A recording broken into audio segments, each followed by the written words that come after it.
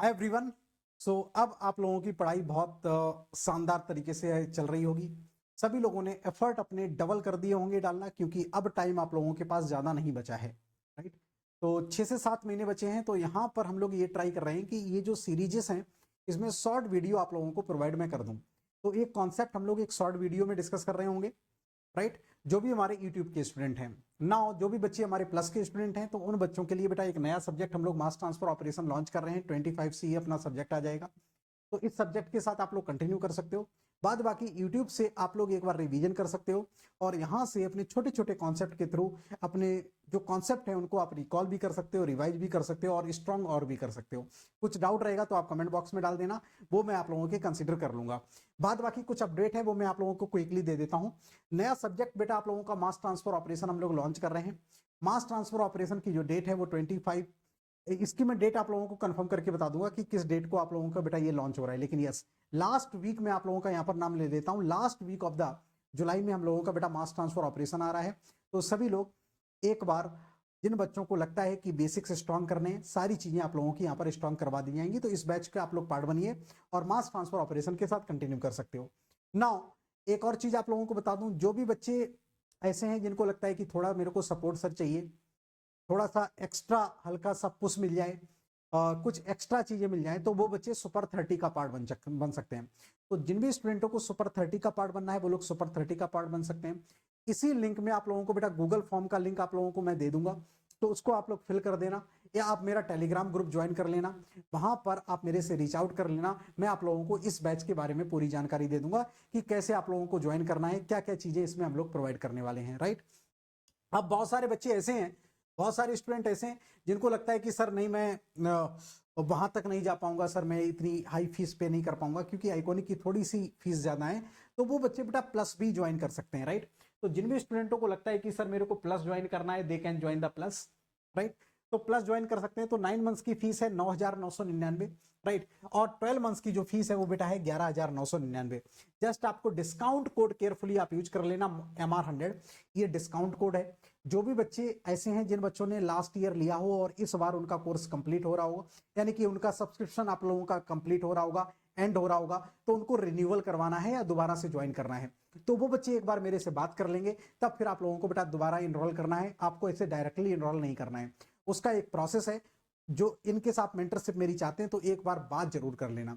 Now जो भी नए बच्चे हैं वो लोग डायरेक्टली कोर्स में इनरोल करना चाहते हैं क्योंकि मास ट्रांसफर ऑपरेशन आ रहा है, तो इस कोर्स के साथ आप लोगों को कंटिन्यू करना है, तो इस रेफरल कोड के साथ आप लोगों को ज्वाइन करना है। बाद बाकी 75 प्लस मार्क्स के सब्जेक्ट में आप लोगों को पढ़ाने वाला हूं, आप लोगों को मिलने वाले हैं। कुछ सब्जेक्ट आप लोगों को लाइव मिल जाएंगे, कुछ सब्जेक्ट आप लोगों को बेटा रिकॉर्डेड मिल जाएंगे। तो ये यूट्यूब वाली सीरीज तो आप करते रहो, इसके साथ साथ आप लोग कभी भी बेटा प्लस पर आना चाहते हो, आपको लगता है कि प्लस के साथ सर कंटिन्यू करना है, क्योंकि फीस अब उतनी ज्यादा नहीं है, 9-10 हजार रुपए सर हम पे कर सकते हैं, है ना, जहां पर आपको सारे 12 के 12 सब्जेक्ट पढ़ाए जाएंगे, 4 एजुकेटर्स मिलेंगे, पूरा प्लेटफॉर्म मिलेगा, each and everything proper way में आप लोगों को मिलने वाली है। सारे बैचेस में सारे सब्जेक्ट आप लोगों के बेटा कंप्लीट करवाए जा रहे हैं, तो सभी लोग इन बैचेस को ज्वाइन कर सकते हैं। तो राइट, तो विजय पथ बैच आप लोग ज्वाइन कर सकते हैं। और इसके बारे में और भी कुछ चाहिए होगा तो आप मेरे से एक बार रीच आउट कर लेना। टेलीग्राम ग्रुप का लिंक यहाँ पर मैंने दे दिया है, वहां पर आप मेरे को व्हाट्सअप कर सकते हो, टेस्ट कर सकते हो, वहां से हम लोग डिस्कस कर लेंगे। बाकी आप लोग इस सीरीज को कंटिन्यू करो, इस सीरीज से आप लोगों को बहुत ज्यादा बेनिफिट होगा। ओके, और भी कुछ आपको डाउट रहता है तो आप लोग बेटा इसको कमेंट बॉक्स में डाल देना, वहां पर मैं इनको रिप्लाई कर दूँ। ठीक है, बहुत बढ़िया। एक तरफ आप लोग बेटा डाल देंगे स्टेप इनपुट, ठीक है, एक तरफ आप डाल देंगे स्टेप इनपुट, स्टेप इनपुट, एक तरफ बेटा आप लोग डाल देंगे, यहां पे आप डाल दो इंपल्स इनपुट, इंपल्स इनपुट, यहां पे हम लोग डाल देते हैं बेटा इंपल्स इनपुट। और थर्ड वन ये भी आपको पढ़ाई देते हैं, रैंप इनपुट, रैंप इनपुट। तीनों देखो एक साथ कर लेते हैं, है ना, अदरवाइज एक एक रिस्पॉन्स को हम लोग बेटा 2-2 घंटे में कवर करते हैं, राइट, क्लास में एक एक रिस्पॉन्स को हम लोग पूरी पूरी क्लास में कवर कर पाते हैं।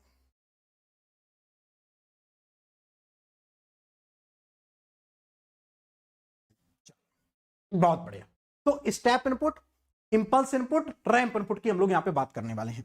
हमारे पास जो ऑर्डर है, जो हमारे पास बेटा ट्रांसफर फंक्शन है, वो तीनों के लिए फिक्स है। राइट। सिर्फ हमारे क्या चेंजेस हो रहे हैं बेटा, इनपुट आपके चेंजेस हो रहे हैं। फाइन। वॉइस कुछ गड़बड़ है क्या, सब कुछ ठीक है, आवाज वगैरह?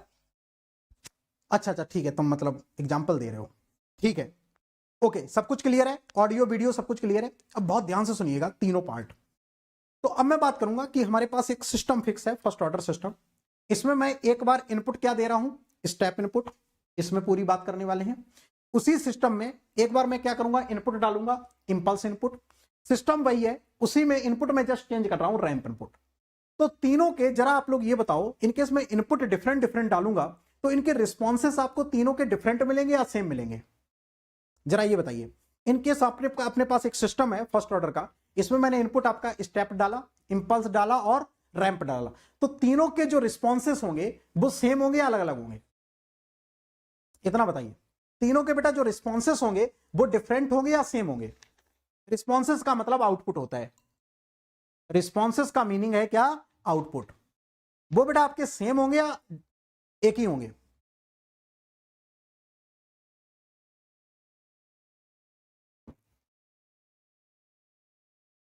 बहुत बढ़िया, बिल्कुल अलग अलग होंगे, जाहिर सी बात है ना। राइट। आलू का बीज गाड़ोगे तो आलू पैदा होगा, है ना। मूली गाड़ोगे तो मूली पैदा होगी, दाल गाड़ोगे तो दाल पैदा होगी, टमाटर गाड़ोगे तो टमाटर। सर ये कैसे हो, यही तो होगा, जो डालोगे वही उसी तरीके से आपका रिस्पॉन्स आएगा, दूसरा नहीं, ऐसा नहीं होगा गाड़ा आलू और निकल आ रहा है टमाटर, ऐसा नहीं होगा भाई साहब, है ना। चलो तो स्टेप होगा तो भैया स्टेप का आपका अलग होगा रिस्पॉन्स, इसका अलग होगा, इसका अलग होगा। तो स्टेप इनपुट की जस्ट मैं बात करूंगा, तो इन तीनों के सबसे पहले हमको क्या पता होना चाहिए बेटा, इनपुट्स पता होना चाहिए, राइट। इन तीनों के हमको क्या पता होना चाहिए, इनपुट्स। तो स्टेप जो इनपुट होता है, लिसन वेरी केयरफुली, जो स्टेप इनपुट होगा वो उसका बेटा हमारा जो ट्रांसफर फंक्शन होगा उसको मैं शॉर्ट में पहले लिखता हूं। इसी में देखो सब कुछ लिखना है, इन्हीं चीजों में पूरा समराइज हो जाना चाहिए, 5 से 6 पेज का एक पेज में, एक पेज में पूरा हो जाना चाहिए। इस तरीके से लिखना है कि भैया इसका जो ट्रांसफर फंक्शन होता, इसका जो आपका लाप्लास फंक्शन होता है वो कितना होता है, जरा बताइए इनपुट का। जरा कोई मेरे को बताएगा स्टेप इनपुट का क्या होता है, एम अपॉन एस, यस और नो। और इनकेस बेटा मैं इसका ग्राफ बनाऊं, इनकेस मैं इसका छुटकू सा एक ग्राफ बनाऊं तो ये कैसा बनेगा जरा बताओ। ये देखो आपकी स्टेडी स्टेट वैल्यू होगी, ठीक है, ये स्टेडी स्टेट वैल्यू होगी एक्स ऑफ एस, है ना, एक्स ऑफ एस। अब मैंने क्या किया बेटा, एक मैग्नीट्यूड एम का चेंज कर दिया, एम मैग्नीट्यूड चेंज कर दिया और मैंने छोड़ दिया। ये है आपका स्मॉल एक्स ऑफ टी और इधर है बेटा अपना टाइम, है ना, इधर क्या है हमारा टाइम। तो इस तरीके से आपका होता है बेटा स्टेप इनपुट, इसको बोलते हैं स्टेप इनपुट, राइट। अब इसका मैं रिस्पॉन्स लिख रहा हूं, लिसन वेरी केयरफुली। इस इनपुट का मैं क्या लिख रहा हूं बेटा, रिस्पॉन्स लिख रहा हूं, जिसका मैग्नीट्यूड क्या है, एम। एम मैग्नीट्यूड का मैंने चेंज किया है, राइट। कितना चेंज किया है, एम मैग्नीट्यूड का मैंने चेंज किया है, फाइन। एम मैग्नीट्यूड का मैंने चेंज किया है, मेरे को इसका रिस्पॉन्स लिखना है इस इनपुट को अप्लाई करने के बाद। तो हमारा जो रिस्पॉन्स होगा, पहला पॉइंट, दूसरा पॉइंट, जो हमारा रिस्पॉन्स होगा y of t, capital Y of t equal to M K P 1 minus e to power minus t divided by tau p, t divided by tau p. This will be the response, fine, this will be the response. सबको bracket में बंद करते चले जाओ मुस्कुराते हुए। ये हमारा क्या होगा बेटा, रिस्पॉन्स होगा। एक तो ये रिजल्ट आ गया, this will be the response, सभी लोगों को पता होगा। इसके बाद इसी वाले पेज में, आपके पास पेज है ना, सभी लोगों ने नए पेज में ये टेबल बनाई है, ये बताओ सभी लोग, सभी लोगों ने नए पेज में टेबल बनाई है कि नहीं? क्योंकि मैं इसी पेज में आपका ग्राफिकल रिप्रेजेंटेशन भी करके दिखाऊंगा, क्योंकि मैं चाहता हूं कि सारी चीजें एक साथ रहें, क्योंकि अलग अलग हो गई तो कुछ ना कुछ भूल जाओगे। सारे बच्चों ने ये जो टेबल बनाई है ये नए पेज में बनाई है कि नहीं? और चाहो तो आप इसको बेटा हॉरिजॉन्टल अपनी कॉपी में बनाओ तो ज्यादा बेस्ट है, क्योंकि मेरे पास तो बोर्ड ठीक है 75 इंच का है ना, और आप चाहो तो पेज को हॉरिजॉन्टल में बनाओ तो ज्यादा अच्छा है। हाँ, तो हॉरिजॉन्टली करके आप बनाओगे तो आपको और ज्यादा, क्योंकि हमारे पास स्पेस ठीक ठाक है ना, हमारे पास स्पेस ठीक ठाक है, तो आप इसको हॉरिजॉन्टली थोड़ा लिखो तो ज्यादा बेस्ट रहेगा। नाउ यहीं पे मैं करने वाला हूं graphical representation, listen very carefully, बहुत ध्यान से देखना, ये वाली स्लाइड बहुत इंपॉर्टेंट है। चलो अब मैं इस रिस्पॉन्स को प्लॉट करूंगा, राइट। इस रिस्पॉन्स को इनकेस बेटा मैं प्लॉट करूं तो जरा बहुत ध्यान से देखिएगा बाबू, आप लोगों को नीचे वाली लाइन दिख रही होगी, नहीं दिख रही होगी कोई दिक्कत नहीं। अब जरा एक चीज बताओ सभी लोग, सभी लोग, सभी लोग फोकस के साथ बताओ, इस फंक्शन की, इस फंक्शन, ये फंक्शन कहां से कहां तक जंप कर सकता है? बहुत ध्यान से सुनिएगा, ये जो फंक्शन है कहां से कहां तक जंप कर सकता है? इसकी बेटा लोएस्ट वैल्यू कितनी हो सकती है, जरा ये बताओ। इनकेस मैं वाई एक्सेस पर कैपिटल वाई टी रिप्रेजेंट करूं और इधर बेटा मैं टाइम को रिप्रेजेंट करूं, तो जरा मेरे को ये बताओ इसकी मिनिमम वैल्यू कितनी हो सकती है t is equal to zero पर? T is equal to zero पर इस फंक्शन की मिनिमम वैल्यू कितनी हो सकती है? जैसे मैं t is equal to zero डालूंगा तो by initial value theorem t is equal to मैं जीरो डालूंगा तो ये वाला टर्म क्या हो जाएगा? वन। बताओ, ये वाला टर्म हमारा बेटा वन हो जाएगा, ये वाला टर्म वन हुआ और वन माइनस मैंने वन किया तो जीरो। यस और नो? राइट, इनिशियल वैल्यू की मैं बात कर रहा हूं, इनिशियल वैल्यू की। मैंने t is equal to zero डाला, इनिशियल का मतलब t is equal to zero पर फंक्शन की वैल्यू, तो टी इज इक्वल टू मैंने जैसे जीरो डाला तो इधर वाला पार्ट वन, तो वन माइनस वन जीरो, यानी कि this function will start from zero. ये जीरो से हमारा फंक्शन स्टार्ट होगा। इसकी अल्टीमेट वैल्यू क्या होगी? अल्टीमेट वैल्यू का मतलब t is equal to infinite पर, वो हम निकालेंगे फाइनल वैल्यू थ्योरम से, और फाइनल वैल्यू थ्योरम का मतलब फंक्शन में t is equal to infinite डालना।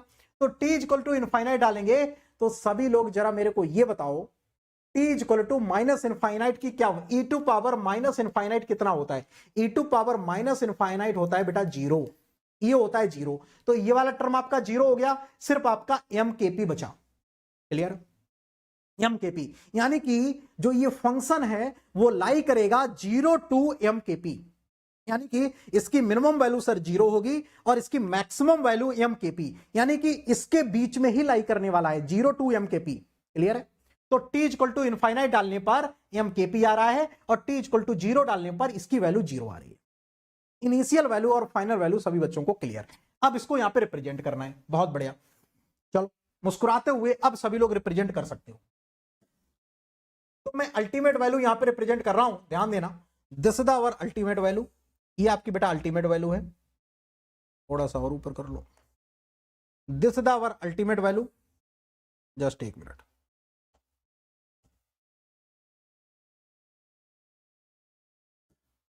This is our ultimate value M K P, और स्टार्ट कहां से होगा? जीरो से। तो अब इसको मैं जीरो से स्टार्ट कर दूंगा, इसको बेटा मैं जीरो से इजीली स्टार्ट कर सकता हूं। तो देखो कुछ सीन कुछ ऐसा होगा। अच्छा जरा ये बताओ, ये जो फंक्शन है ये एक्सपोनेंशियली क्या कर रहा होगा बेटा? इंक्रीज कर रहा होगा, डिक्रीज नहीं कर रहा होगा, क्योंकि one minus e to power minus x है। ध्यान दीजिएगा, जब भी ई टू पावर एक्स का फंक्शन हो, e to power minus x का फंक्शन हो, one minus e to power minus x का फंक्शन हो, ये आप कॉपी में लिखना। इसका बेटा प्लॉट आपका ई टू पावर एक्स का प्लॉट आपका कैसा जाएगा? ऐसा जाएगा। E to power minus x का जो बेटा प्लॉट है वो ऐसा जाएगा। One minus e to power minus x का बेटा प्लॉट है वो ऐसा जाएगा।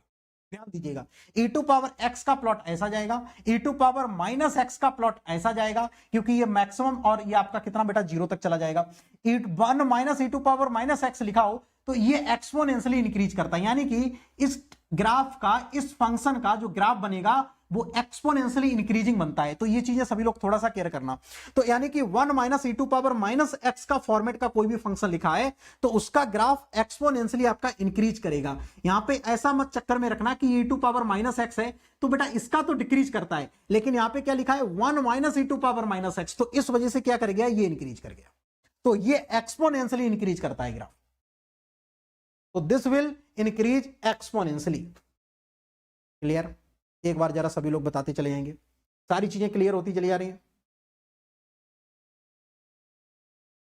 ठीक है जी, इसको मैं रीच कर देता हूं।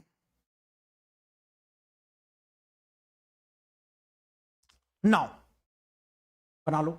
तो ये है बेटा ग्राफिकल रिप्रेजेंटेशन। अच्छा अब इसका फायदा क्या हुआ? इसका सर फायदा ये हुआ कि टी इक्वल टू मैं इनफाइनाइट पर जाऊंगा तो ये इसमें टच कर जाएगा। अभी मैंने टच इस वजह से नहीं करवाया है क्योंकि इनफाइनाइट जैसी इतनी बड़ी चीज मैं यहां पे तो रिप्रेजेंट कर नहीं पाऊंगा, तो इस वजह से मैंने अभी इसको टच नहीं करवाया है। भाई इनफाइनाइट जैसी चीज तुम ये बताओ 5-10 सेंटीमीटर में कैसे रिप्रेजेंट कर लोगे? तो इस वजह से मैंने इसको बेटा अभी टच नहीं करवाया है। अभी मैंने इसको ओरिजिन से उठा के यहां तक छोड़ दिया है, तो जैसे मैं इस लाइन पर टी इक्वल टू इनफाइनाइट डालूंगा तब ये टच कर जाएगा। अभी किसी को टच नहीं करवाना है। यस।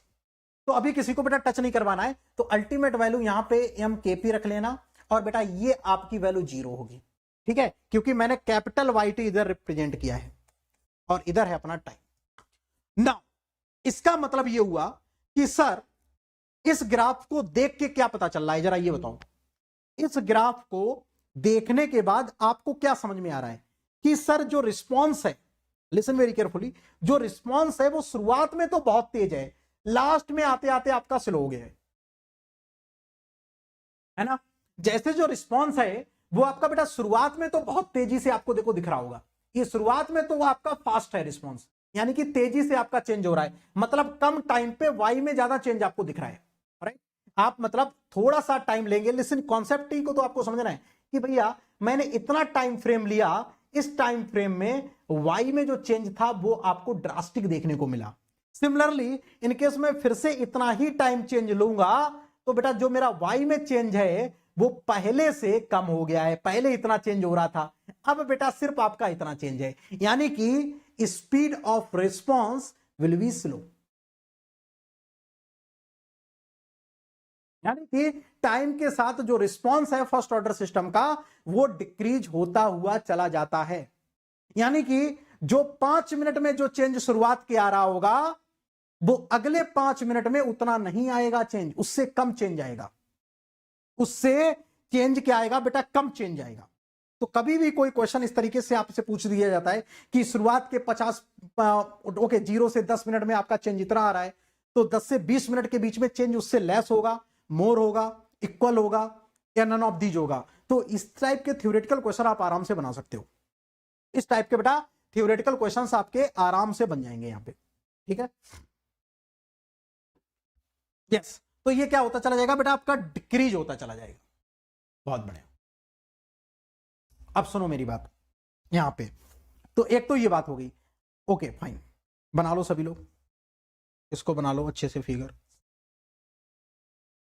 अच्छा अब मैं एक काम करूं यहां पे, मैं इन केस ये वाली आपकी टाइम वाली लाइन है, मैं टाइम को उठा के टी इक्वल टू में टाउ पी पर चला जाऊं, तो ये बताओ रिस्पॉन्स कितना होगा, जरा ये बताओ। मैं इन केस बेटा टी इक्वल टू में टाउ पी पर चला जाऊं, मैं उठा के इस सिस्टम को मैं t equal to tau p पर डाल दूं, मैंने क्या काम किया, टी लिया और टी इक्वल टू मैंने बेटा टाउ पी डाल दिया, तो जरा ये बताना ये रिस्पॉन्स की वैल्यू कितनी होगी। This response will be when t equal to tau p, in case मैं t equal to tau p put कर देता हूं, मैं t इक्वल टू इनकेस मैं बेटा यहां पे टाउ पी डालूं तो ये वैल्यू कितनी होगी, जरा बताओ, ये जो रिस्पॉन्स होगा इसकी वैल्यू कितनी होगी। दिस रिस्पॉन्स विल बी, जरा बताएंगे कोई, दिस रिस्पॉन्स विल बी, इस रिस्पॉन्स की कितनी वैल्यू होगी, ये जो रिस्पॉन्स होगा उसकी बेटा ये वैल्यू कितनी होगी बताओ, ये वैल्यू कितनी होगी, ये रिस्पॉन्स की वैल्यू कितनी होने वाली है। ये जो वैल्यू होगी, लिसन वेरी केयरफुली, यहां पे लिख लेना, ये होगी आपकी 0.632 MKP, देखो इतना आ रहा है क्या, 0.632 MKP, जो ये वैल्यू होगी when you are putting t equal to tau p, तो ये जो अल्टीमेट वैल्यू होगी ये वैल्यू कितनी होगी 0.632 MKP, यानी कि यहीं से टाइम कांस्टेंट की डेफिनेशन भी निकलती है। तो टाइम कांस्टेंट वो टाइम होता है जहां पे रिस्पांस जो है अपनी अल्टीमेट वैल्यू का 63.2% कवर कर ले, 63.2% आपका कवर कर ले, तो this is the time required, time constant is the time required at which response reach to 63.2% of its ultimate value. तो अल्टीमेट वैल्यू का इन केस ये 63.2% आपका जर्नी कवर कर लेता है, तो वहीं पे जो टाइम आपका लगता है this time is known as the time constant. तो this the another definition of the time constant, यहां से आपकी निकल के आती, इस वाले पॉइंट को जरूर मार्क कर लेना।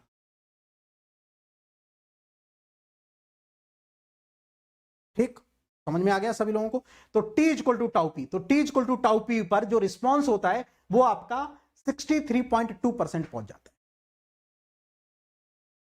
तो this the all about the step input in first order system, यही इंपॉर्टेंट है, गेट में आने के यहीं से चांसेस बनेंगे, गेट में बेटा यहीं से क्वेश्चन आपके आने के बनेंगे चांसेस बहुत तगड़े तरीके से। तो this the all about the step input, ठीक है जी। This is the all about the step input. बहुत बढ़िया। तो ये है बेटा all about the step input. Clear है? चल डन। सारी चीजें देखो लिख लेना, सारे इंपॉर्टेंट पॉइंट। कुछ पॉइंट्स देखो मैं बोल के आपको बता दे रहा हूं और कुछ बहुत जो जरूरी है उनको मैं आपको लिख के भी बता दे रहा हूं, ठीक है। तो दोनों चीजों पर आपको फोकस करना है। ओके, तो चीजों को सुनना भी बहुत केयरफुली है और लिखना भी बहुत अच्छे से है।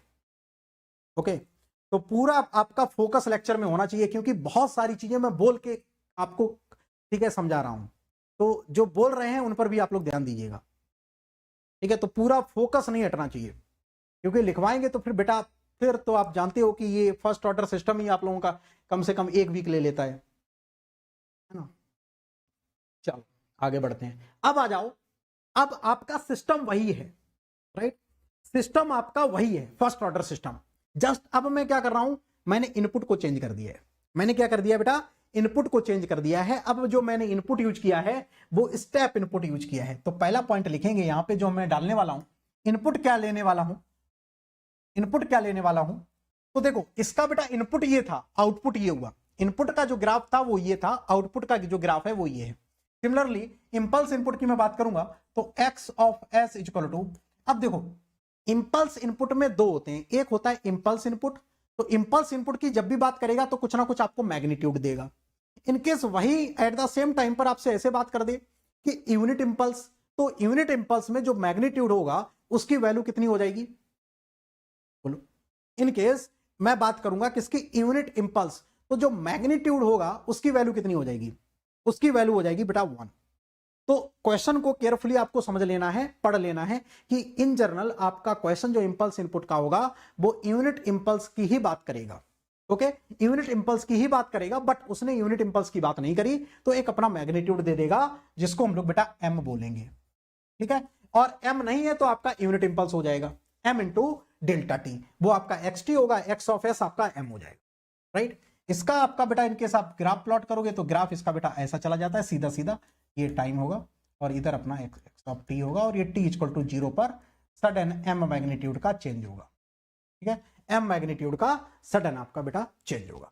अब इसका मैं आउटपुट लिख रहा हूं, सेकंड पॉइंट, इसका मेरे को आउटपुट लिखना है y of t equal to, मैं कैसे लिखूंगा, mkp, अब इसके पीछे डेरिवेशन है, mkp upon tau p e to power minus t divided by tau p. क्या ये देखो सही लिखा हुआ है, जो भी देखो मैंने यहाँ पे बेटा इक्वेशन लिखी हुई है, जो भी मैंने रिस्पॉन्स यहाँ पे लिखा हुआ है, क्या आप लोग एक बार चेक करके बता सकते हो सही लिखा है क्या, क्या आप लोग बेटा चेक करके बता सकते हो सही लिखा है क्या। ये देखो इक्वेशन आपकी सही लिखी हुई है, प्लीज चेक वंस। ये जो इक्वेशन बेटा लिखी है ये सही लिखी है क्या, y t equal to M K P upon tau p e to power minus t by tau p. यही आप लोगों को याद है कि नहीं है, याद होनी चाहिए, बिल्कुल माइंड में सेट होनी चाहिए ये चीजें, ठीक है, बिल्कुल सेट होनी चाहिए। मेरे पास कोई भी रेफरेंस नहीं है, ठीक है, बिल्कुल ब्लैंक इधर पड़ा हुआ है, कहीं पे भी मैं देख नहीं रहा हूं। जिस तरीके से माइंड में स्टोर है ना, इसी तरीके से आपको माइंड में स्टोर होनी चाहिए सारी चीजें, राइट। बिल्कुल सब कुछ स्टोर होना चाहिए, एक एक पॉइंट आपसे लिखवाया जाए, सारे पॉइंट आपके आ जाने चाहिए। इसी तरीके से जिस अंदाज से ये लिख रहे हैं, इसी तरीके से बेटा आप लोगों को अपने शॉर्ट नोट्स भी बनाने हैं। इस एक तरीके से आपके कहीं ना कहीं शॉर्ट नोट्स भी आपके प्रिपेयर हो रहे हैं, इसी तरीके से तो आप लोग बनाते हो, राइट। यही आप लोग बेटा शॉर्ट नोट्स भी आप बनाते हो इसी तरीके से, तो आपके एट द सेम टाइम पर शॉर्ट नोट्स भी आपके तैयार हो रहे हैं, यही सारी चीजें लिखनी भी हैं। इंपल्स इनपुट की जस्ट मैं बात करूंगा तो ये बेटा रिस्पॉन्स होता है, फाइन। अब मैं इसके ग्राफिकल रिप्रेजेंटेशन की बात करूं, जरा बताना। इनकेस अब मैं ग्राफिकल रिप्रेजेंटेशन की बात करूं तो ये रहा भैया हमारा y एक्सिस और ये रहा हमारा x एक्सिस, फाइन।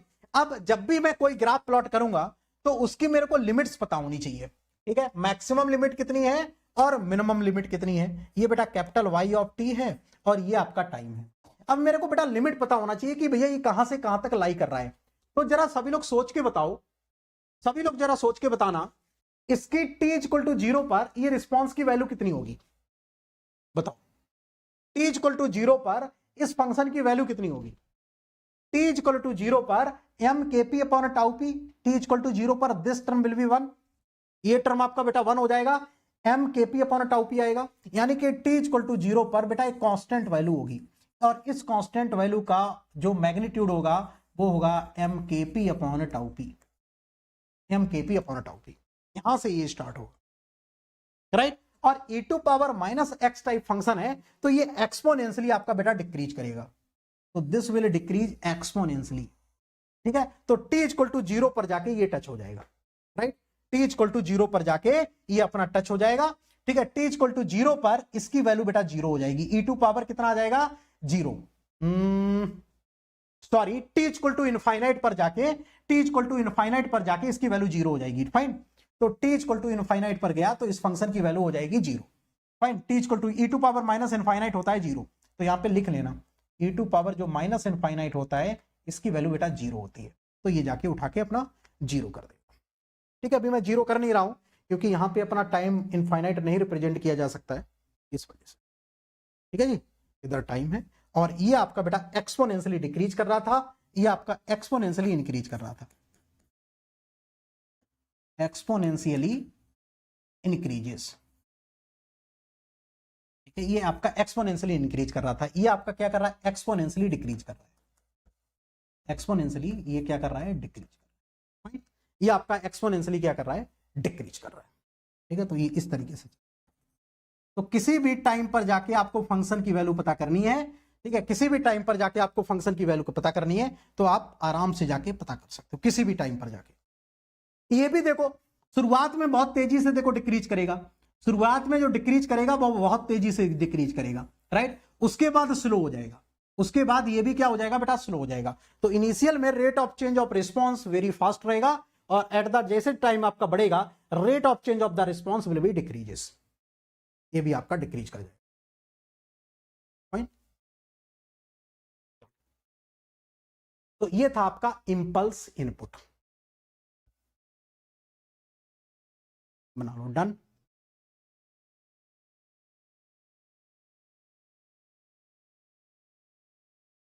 सभी लोग बना लो, लिख लो, पूरा मौका मिलेगा आपको लिखने का। नाउ एक और बेटा आप लोगों का यहां पे रिस्पांस बचा हुआ है, वो क्या है आपका रैंप इनपुट, एक और रिस्पांस आपका बचा हुआ है that is known as the ramp input. चलो भाई रैंप इनपुट की भी थोड़ी सी बात कर लें, ये आपको दिख रहा है ना, हाँ सब कुछ दिख रहा है, ठीक है, डन डनाडन डन मामला है, ग्रेट। नाउ थर्ड वन की मैं बात करूंगा रैंप इनपुट। तो रैंप इनपुट की जब भी भाई साहब कोई बात करेगा तो इसका बेटा जो फंक्शन होगा एक्स ऑफ एस ये होगा m upon S square, m upon S square. इसका जो ग्राफ बनेगा, इसका जो बेटा इनपुट का ग्राफ बनेगा वो कुछ इस तरीके से होगा, स्टेडी स्टेट वैल्यू होगी और इस तरीके से अपना चलता चला जाएगा, ठीक है। ये स्टेडी स्टेट वैल्यू होगी एक्स ऑफ एस, ओके, और ये एक्स ऑफ टी होगा और ये टाइम होगा, ठीक है, ये एक्स ऑफ टी है इनपुट, ओके, और ये इस तरीके से आपका चलता चला जाएगा। इसका जो स्लोप होगा वो m होगा, राइट। इसका जो भी बेटा लाप्लास होगा, Laplace transform of the input that is the x of S will be m upon x square, क्योंकि फंक्शन की जो वैल्यू होती है वो m इंटू टी होता है, जो फंक्शन होता है एक्स ऑफ टी वो होता है m इंटू टी, और m टी का बेटा लाप्लास लेंगे तो m अपॉन एस स्क्वायर आ जाएगा। नाउ अब जब हम लोग इस इनपुट को डालेंगे फर्स्ट ऑर्डर सिस्टम में, इस इनपुट को हम फर्स्ट ऑर्डर सिस्टम में डालेंगे और ठीक ठाक एक्सरसाइज करनी पड़ती है इसके लिए, क्योंकि एस स्क्वायर है तो पार्शियल फ्रैक्शन फिर आपको लगाना पड़ता है।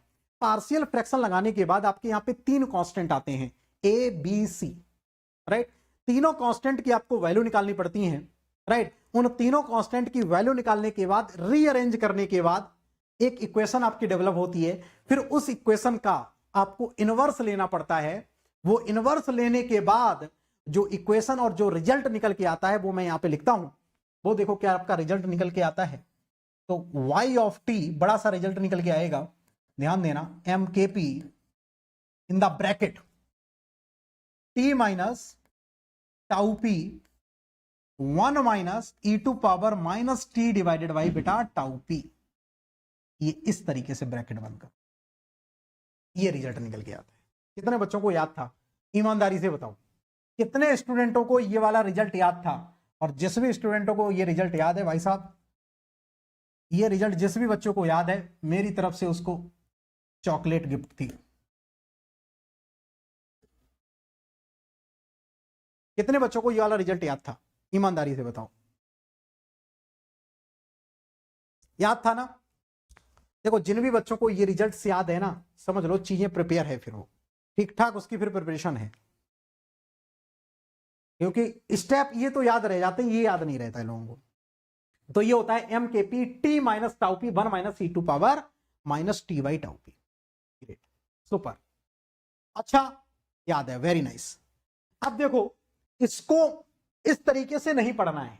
एक्चुअली होता क्या है रैंप इनपुट में, कि जो इस फैक्टर का जो बेटा इंपॉर्टेंस है e to power minus t by tau p, इस फैक्टर का इंपॉर्टेंस एक सर्टेन टाइम के लिए रहता है, लिमिटेड टाइम के लिए रहता है। अब जैसे आप टाइम बढ़ाते चले जाएंगे तो e to power minus t by tau, यानी कि ई टू पावर आप -5 करेंगे, ई टू पावर -10 करेंगे, ई टू पावर आप -20 की वैल्यू निकालेंगे, राइट। ई टू पावर आप जैसे -20 की वैल्यू निकालेंगे तो 0.000 करके निकल के आएगी, यानी कि ये टर्म आपका बेटा वानिस होना स्टार्ट हो जाएगा। क्या होना स्टार्ट हो जाएगा? वानिस, खत्म होना आपका स्टार्ट हो जाएगा। यानी कि इस एक्सपोनेंशियल टर्म की वैल्यू का जो इंपॉर्टेंस है वो धीमे धीमे नेग्लिफाई होना स्टार्ट हो जाएगा जैसे आपकी टाइम की वैल्यू बढ़ेगी। ठीक है, तो अल्टीमेटली इसको हम लोग कैसे लिखते हैं? At t equal to infinite पर, exactly t equal to infinite पर नहीं, लेकिन एट हाई टाइम पर मैं बात करूं, एट हाई टाइम पर, यानी कि y ऑफ टी, ये बेटा आप, मैं t टेंड्स टू इनफाइनाइट लिख रहा हूं, ये एक हाई वैल्यू ऑफ टाइम है, हाई वैल्यू ऑफ टाइम है, exactly t equal to infinite नहीं है। तो ये बेटा आपका अल्टीमेटली जो रिस्पॉन्स होता है वो होता है M K P t minus का टाउ पी। सिर्फ जो इसका आंसर आएगा वही इसका आंसर आएगा। आप कभी भी सॉल्व कर लेना क्वेश्चन, कभी भी सॉल्व करना, आप इस वाले रिजल्ट से आंसर निकालना, क्लास में वेरीफाई करवाया हुआ है, और इस वाले रिजल्ट से आप आंसर निकालना, आंसर में आपका ज्यादा कुछ वेरिएशन देखने को नहीं मिलेगा। क्लास में ये चीज डिस्कस की है और बताया भी है आपको, राइट। तो इसका वैल्यू का आंसर निकालना और इसका निकालना ऑलमोस्ट आपके सेम निकल के आएंगे। क्यों? क्योंकि जैसे आप टाइम की वैल्यू थोड़ी सी बढ़ाओगे, इस फैक्टर का जो, ये फैक्टर आपका धीमे धीमे नेग्लिफाई हो जाएगा, नेग्लिजिबल हो जाएगा, राइट। तो इस वजह से अल्टीमेटली आपका इतना बचता है। क्लियर? अब इसका ग्राफिकल रिप्रेजेंटेशन कर लो। अब इसका बेटा आप धीमे से ग्राफिकल रिप्रेजेंटेशन कर लो, इसको आप लिख लो, फिर मैं इसको थोड़ा सा बेटा इरेज कर देता हूं, इसको मैं इरेज कर देता हूं। यस, बहुत बढ़िया, ग्रेट अनिकेत, जहां पूरा कनेक्ट कर रहे हो, बहुत बढ़िया, सुपर। लिख लो सभी लोग, इसको मैं इरेज कर देता हूं, थोड़ा सा स्पेस हो जाएगा, फिर मैं इसका ग्राफिकल रिप्रेजेंटेशन करता हूं। चलो, बहुत बढ़िया। नाउ बना लो भाई साहब, ये कुछ इस तरीके से जाएगा, देखो फाइन। तो ये थोड़ी देर के लिए ये आपका आउटपुट है, कैपिटल वाई ऑफ टी, और इधर बेटा आपका टाइम है। ओके, तो ये क्या होगा? अब देखो, राइट, अब मैं आउटपुट का वेरिएशन करूंगा। आप जैसे टाइम बढ़ाते चले जाओगे तो इसकी वैल्यू आपका, क्योंकि यहाँ पे टी है, ये कंटिन्यूअसली आपका बेटा ग्रो करता चला जाएगा, राइट। आपका जैसे, क्योंकि यहाँ पे टी लिखा हुआ है, तो टी इक्वल टू 0 पर इसकी वैल्यू 0 हो जाएगी, टी इक्वल टू 0 पर इसकी वैल्यू क्या हो जाएगी? 0, क्योंकि ये 0 होगा, और e टू पावर 0 1 हो जाएगा, 1 माइनस 1 ये वाला आपका 0 हो जाएगा, और यहाँ पे t लिखा हुआ है, यानी कि पूरा वैल्यू आपका क्या हो जाएगा बेटा? 0 हो जाएगा। तो t इक्वल टू 0 पर ये पूरे फंक्शन की वैल्यू 0 आ रही है। सभी लोग सोच पा रहे हैं क्या? बोलो, एवरीवन आर कनेक्टिंग कि एट t इक्वल टू 0 पर पूरे फंक्शन की वैल्यू 0 आ रही है, यस और नो?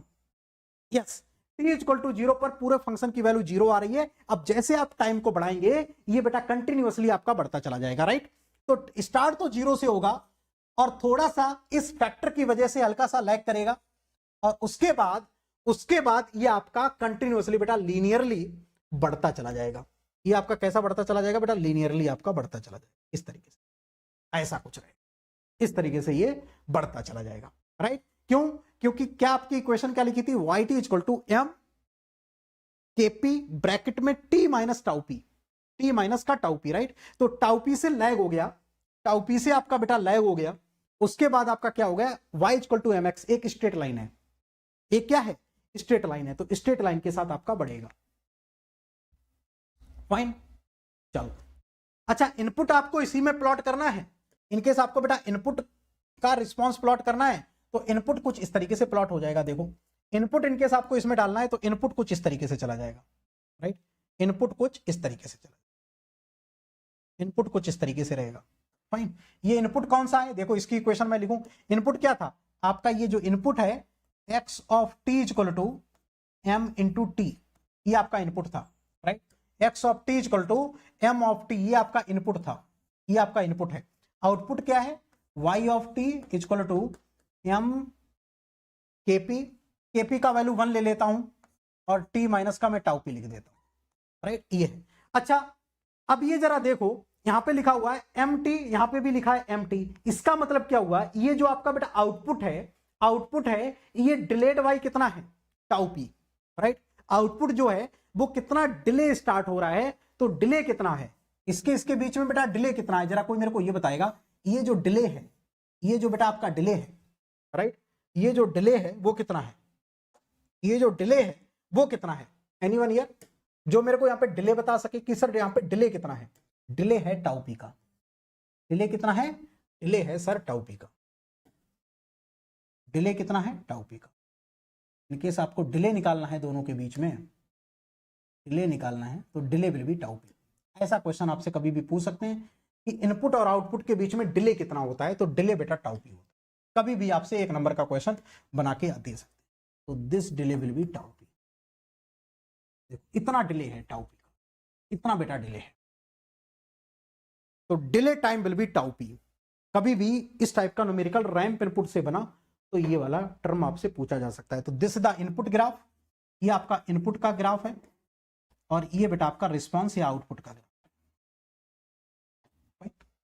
तो डिले कितना है, एम टाउ पी, राइट। तो डिले इज एम। तो ये हो गया आपका ramp input all about, impulse input all about और स्टेप इनपुट ऑल अबाउट। तो ये देखो, एक ही पेज में मैंने कोशिश करी है थोड़ी सी बताने की, पूरा कुछ बढ़िया सी यार फोटो ले लो एक मेरे साथ इसके साथ बढ़िया सा लग रहा है, मेहनत करी गई है। डन है कि नहीं? कभी कभी थोड़ी सी ठीक ठाक राइटिंग हो जाती है बोर्ड पे तो अच्छा लगता है हमको भी। तो ये हो गया वाइट आप स्टेप, इंपल्स और ramp, each and everything are mentioned in this, जो भी इंपॉर्टेंट क्लू थे।